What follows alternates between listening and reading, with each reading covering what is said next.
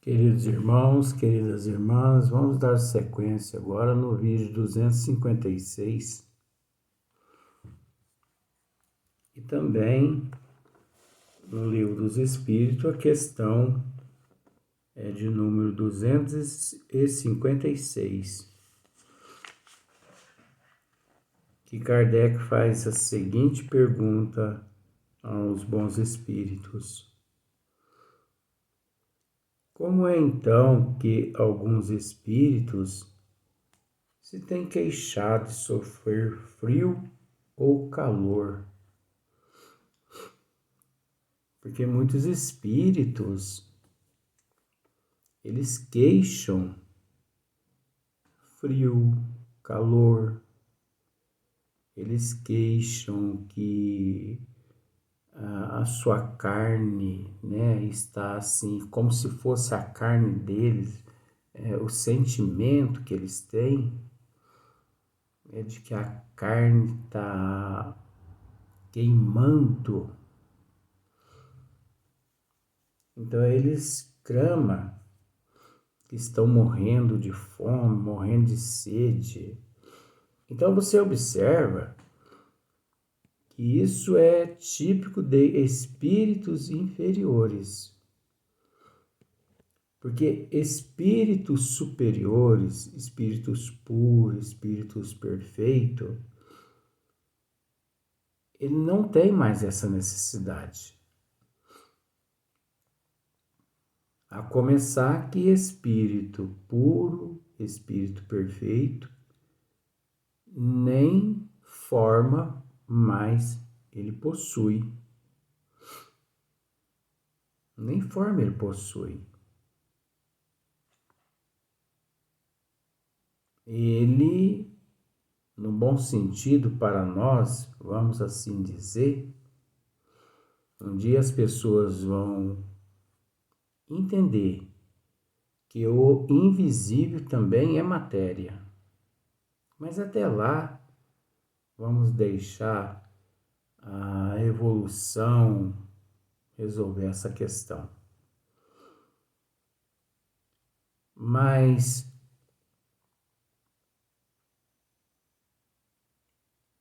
os nossos irmãos, quando trazidos em determinadas casas espíritas sérias,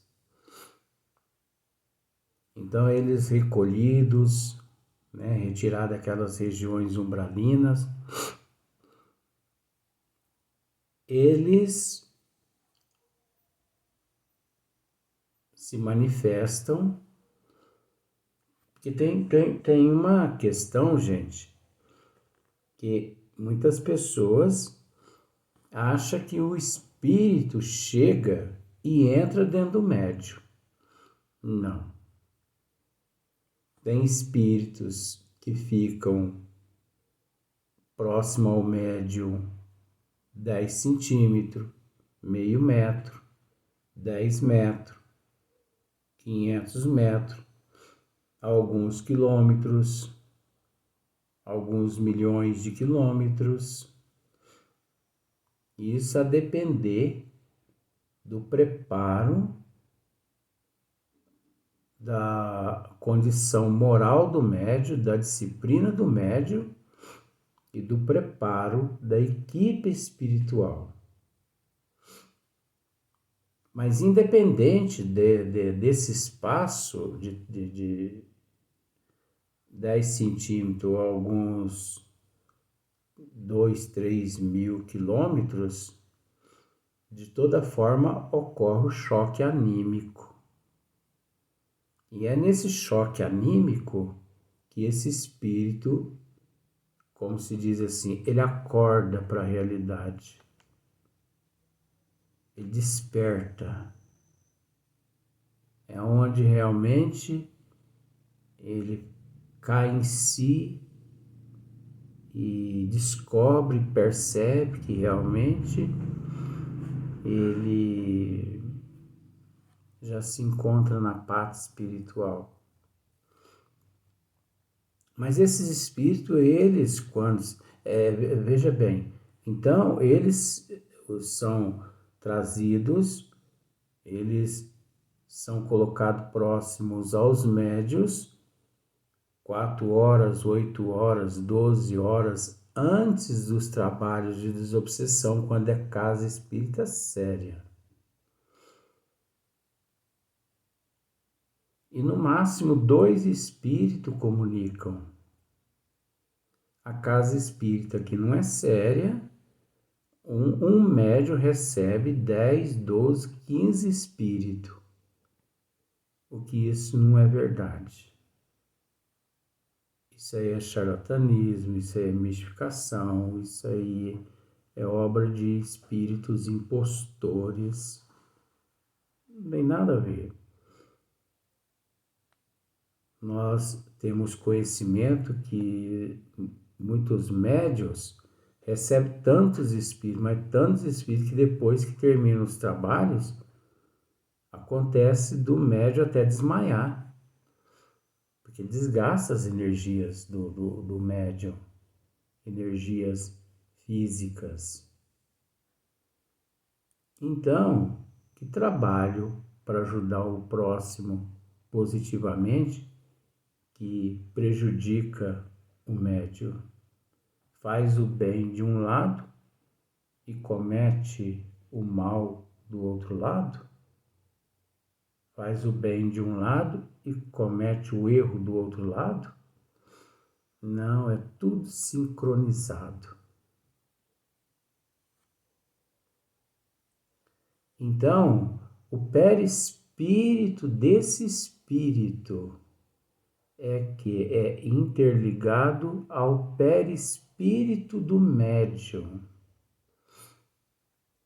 E também o corpo perispiritual, espírito, perispírito, interligado ao perispírito e o espírito do médium naquelas áreas correspondentes à fonação e outras áreas que eles necessitam.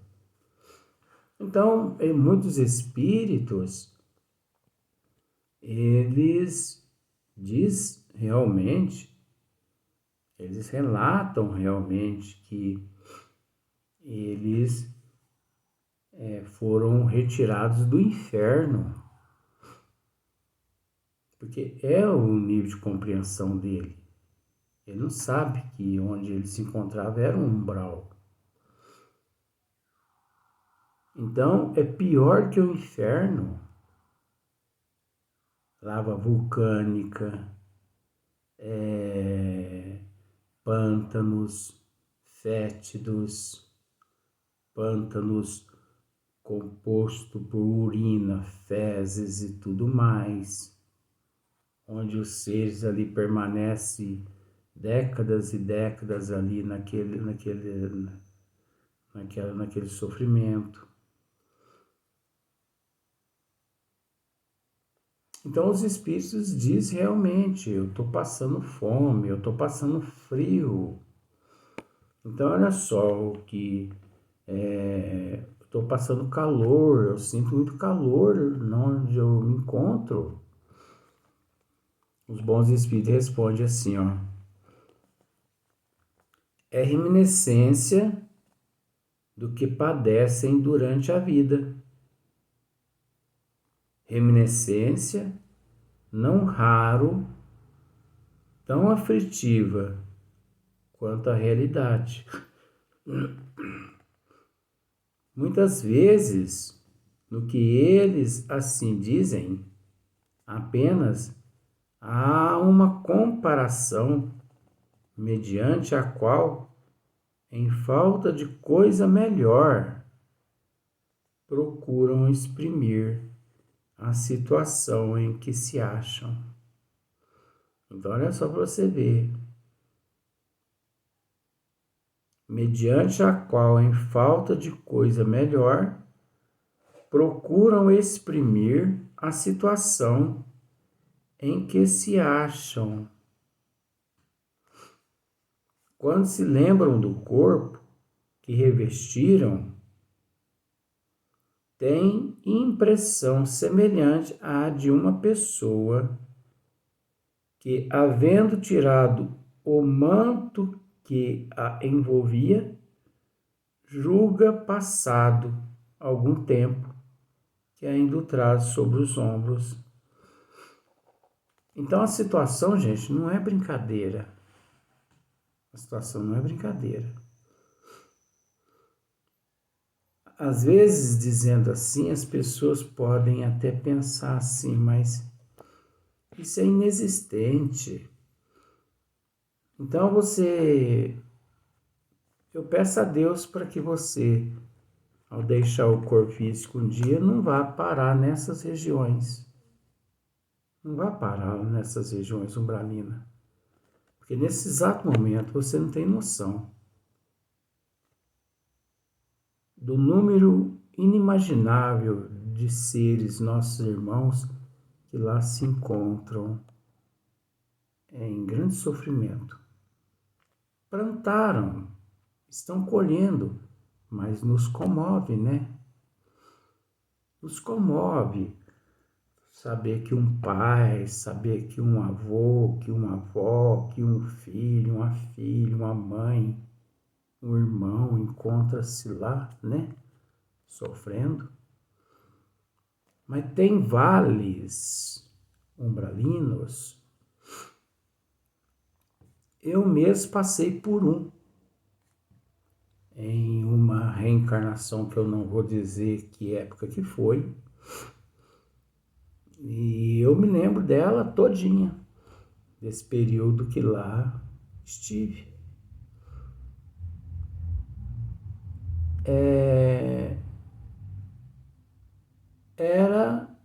Esse local lá era a cratera de um vulcão. Então, em cima da cratera do vulcão tinha, assim, vamos dizer assim, algumas tábuas, mas não era bem umas tábuas. Mas eu vou dizer tábuas para ficar mais fácil. Tinha uma... Você já ouviu falar naquela tal de pinguela, que as pessoas atravessam o riacho? Do mesmo jeito. Então, eu me via mais várias pessoas atravessando aquela pinguela.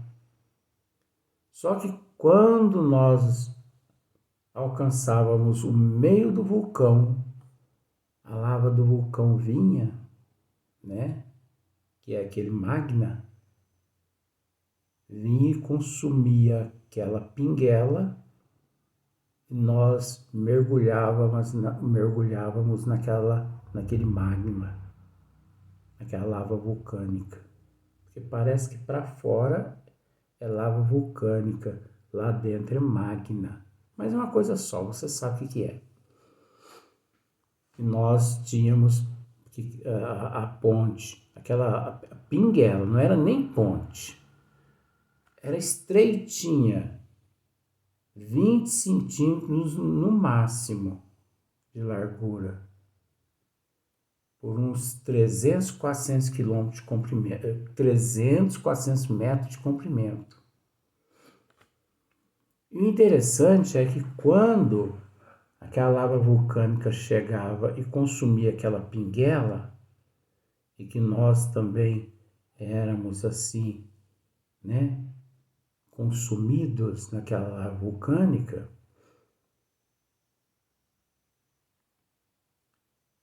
aquela lava vulcânica ela baixava, ia lá nas profundidades do vulcão.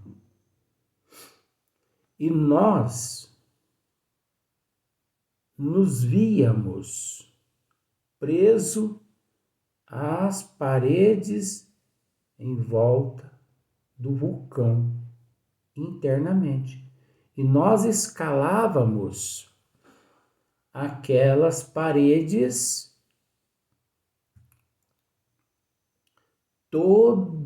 todos queimados.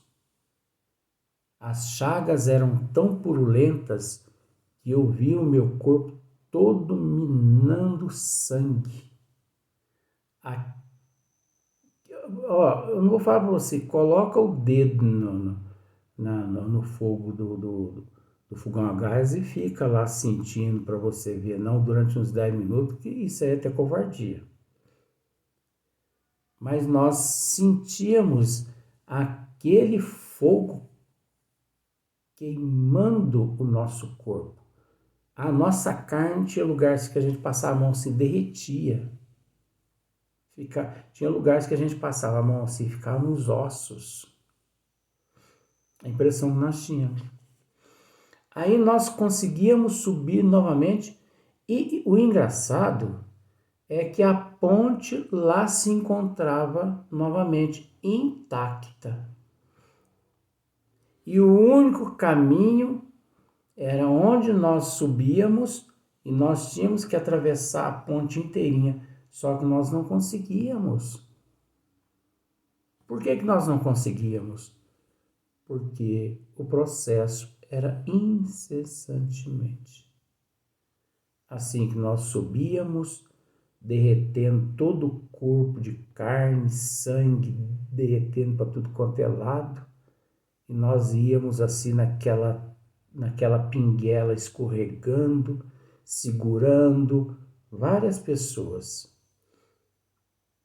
Até que no meio do vulcão, de repente, a lava do vulcão vinha novamente e nos consumia. Gente, você sabe o que é isso? Durante 25 anos aqui da Terra, eu passei por isso. Só que eu não vou dizer quando foi isso. Faz um bocadinho de tempo. Então, incessantemente, a cena se repetia. De repente, nós nos víamos novamente lá embaixo, segurando nas pedras, e nós escalávamos novamente como se fosse o Monte Everest. Escalávamos, e nós íamos na direção daquela pinguela novamente. E acontecia tudo de novo. Até que um dia, depois de muitos anos,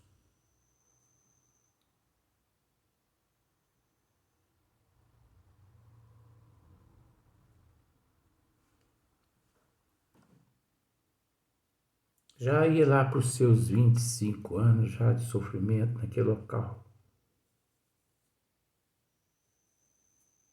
Eu me ajoelhei nessa pinguela e comecei a chorar. Isso me emociona.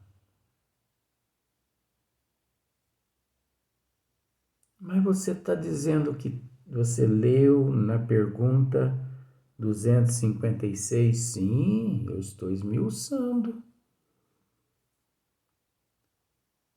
Aí eu ajoelhei nessa pinguela, comecei a chorar e lembrei de Deus. Até ali eu não havia lembrado de Deus durante aqueles anos todos.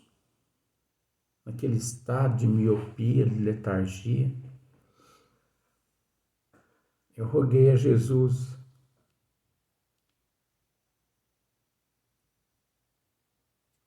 que nos assistisse, que nos socorresse, que nos amparasse.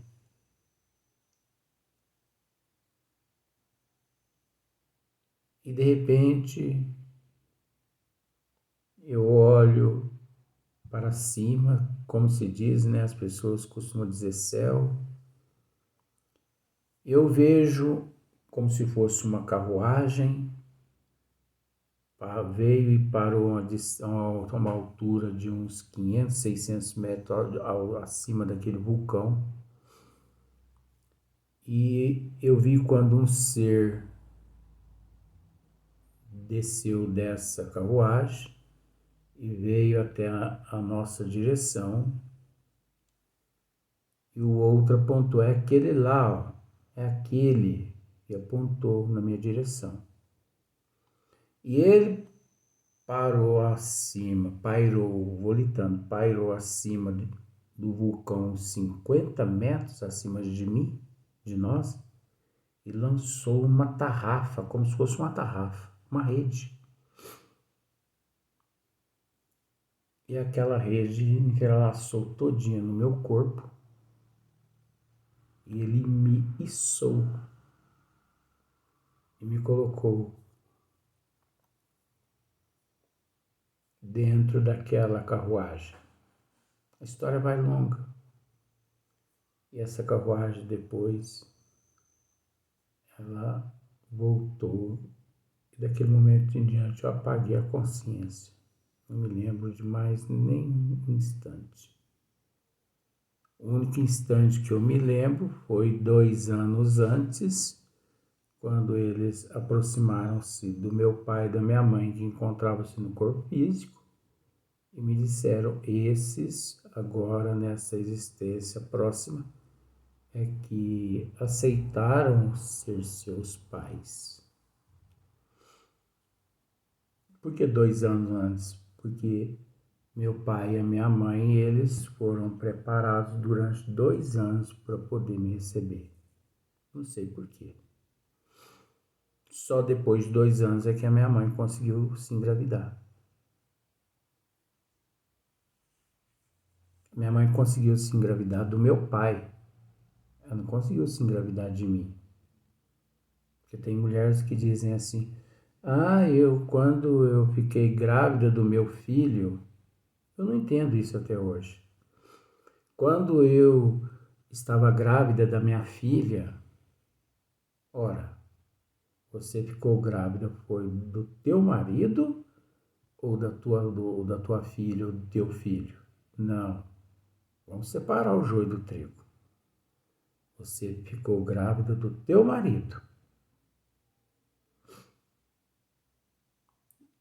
Quando a oportunidade que Deus lhe deu foi que você e o teu marido recebesse aqui na terra a preciosidade que é a tua filha ou o teu filho. Você viu só como a pessoa tem que raciocinar? Agora eu fiquei grávida do meu filho. Quando eu estava grávida do meu filho, e o pior é que a mulher fala isso perto do marido e o marido não percebe que ela traiu ele com o filho. No bom sentido, né? Porque se ficou grávida do filho, porque traiu o marido. E assim vice-versa. Porque quando eu estava grávida da minha filha. Não. A última gravidez minha, que Deus me concedeu, né? Que tivemos, tanto eu quanto meu marido, a oportunidade de receber aqui na terra o nosso filho, a nossa filha.